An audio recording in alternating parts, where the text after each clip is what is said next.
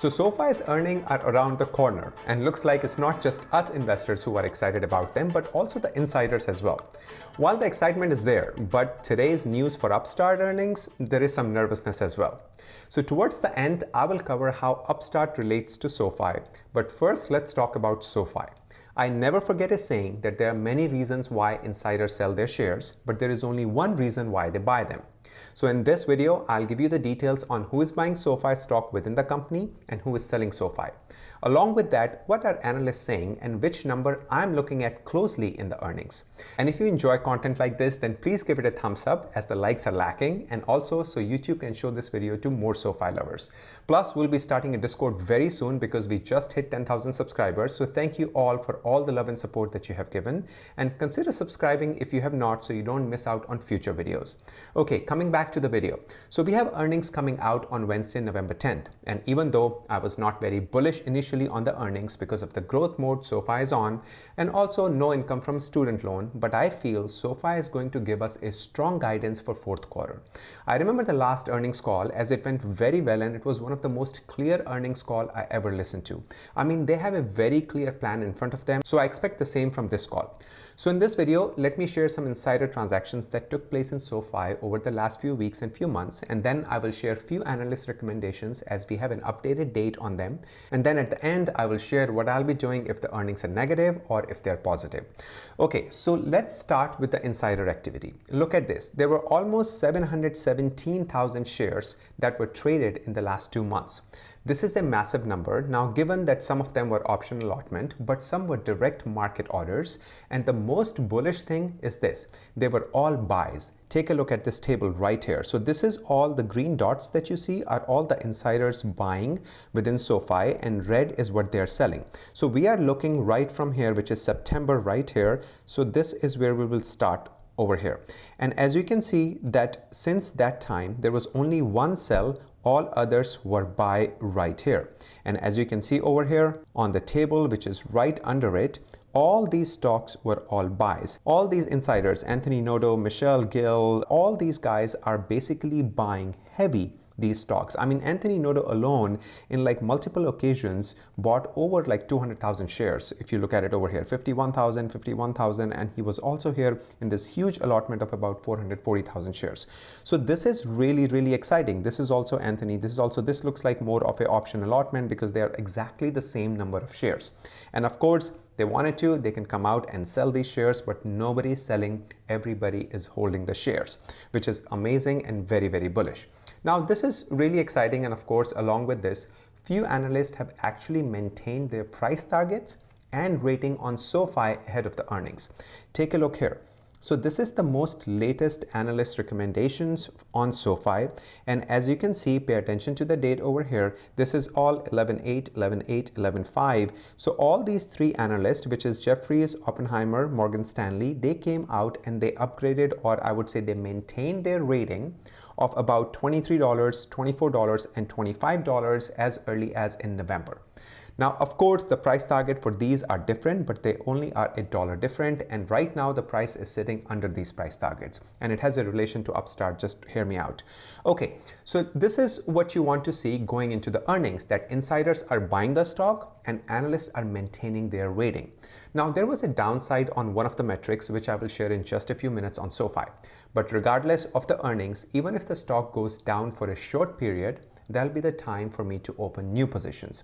This is going to be very exciting next few days. And today, stock market took a turn and cooled off a bit, which is fine as it was running too hot. And when things get too hot, they start to get frothy, and I don't like frothy. We need a breather, and we got one. So now let's dive into some numbers and also some estimates. So last time Wall Street, of course, had high expectation from SoFi, but SoFi surprised them with that one-time charge in their earnings, which took the stock down as much as 14%. And that is the thing with earnings. No one knows what's going to happen with earnings. So let's take a look how stock reacted last time, and then I will share with you what I see in the earnings tomorrow, or what I will be looking for in the earnings tomorrow. So take a look at this chart right here.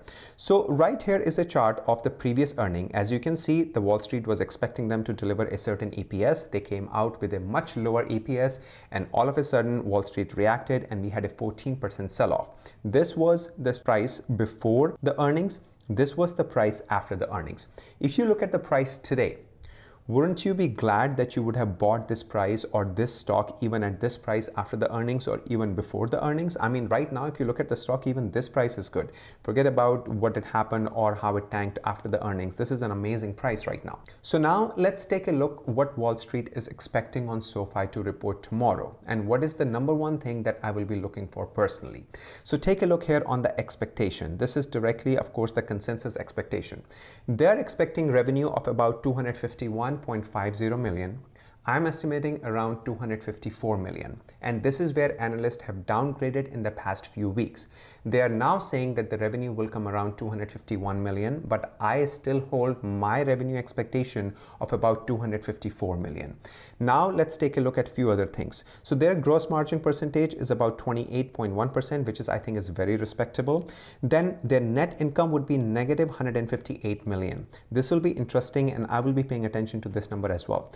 The biggest number that I will be paying attention to is EPS or earnings per share. So as you can see, they are expecting a diluted EPS of about negative 0.11 or 11 cents per share.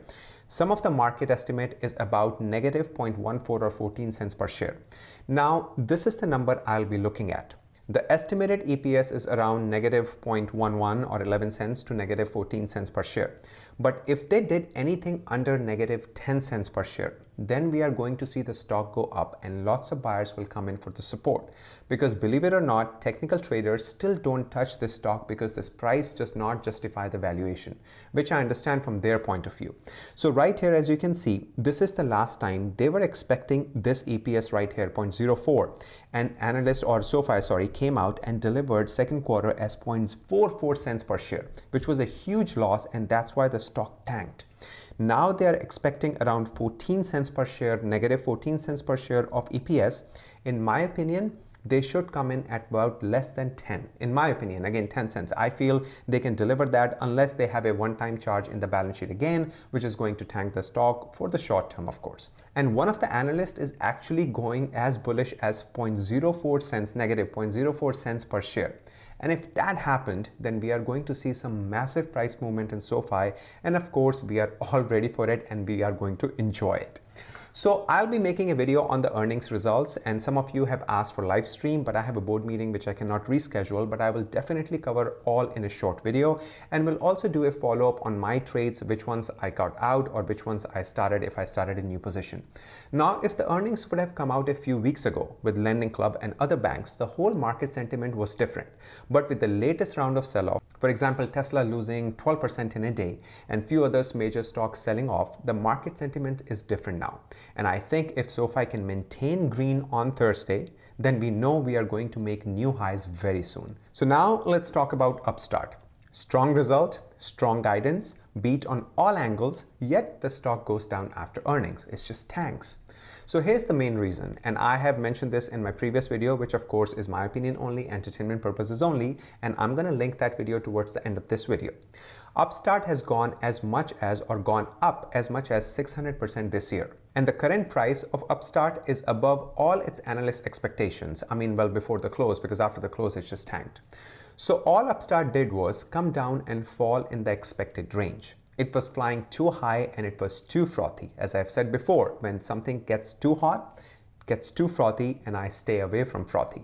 And that's why I stayed away from Upstart. Stock can continue to go down depending on where the market goes. I don't think we are going to stop here. I think we can see a little bit more, I would say, pain in the stock market in the next few days, because as the earning gets over, the catalyst started to diminish and then stock market takes a breather. So I feel that we could see some red days in the coming days. Of course, anything can happen. Nobody knows. Nobody is there to time the market. Nobody can time the market. But this is my opinion. But SoFi is very much under the analyst expectation. And they also had a 14% drop last time. So unless SoFi comes out and delivers some really bad results, I don't expect SoFi to suffer more than 3 to 4% drop if it drops after the earnings, and which is within well expected range of my expectation and why I opened the trade that I opened on Friday. Why didn't I wait for basically a earnings day? Because it's okay, 3 to 4% drop is not going to be a big deal for SoFi stock, and it's going to recover very quickly if they announce the bank charter news. If I provided some value and if you got anything out of the video, then consider subscribing subscribing and hit the like button so YouTube can push this video out to more SoFi lovers. As always, an absolute pleasure to share all of this with you. Until next time, you all have a sparkling day.